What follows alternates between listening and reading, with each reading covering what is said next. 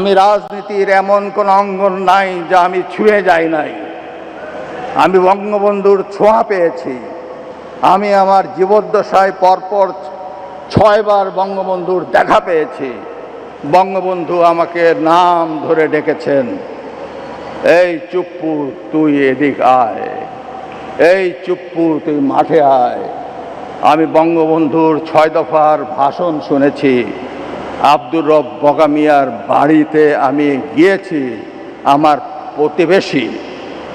ওখানে আমি দুপুরে ভাত খেয়েছি বঙ্গবন্ধুর সাথে।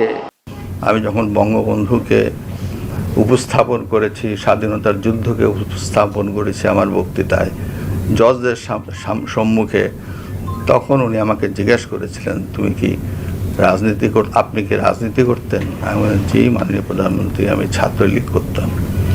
তখন তিনি একটি নাম উচ্চারণ করে আমাকে বলছিলেন, সে তোমার সিনিয়র? আমি তখন বললাম, মাননীয় প্রধানমন্ত্রী, সে আমার 10 বছরের জুনিয়র। উনি যাকে সিনিয়র লিডার মনে করতেন, তারও আমি 10 বছরের সিনিয়র।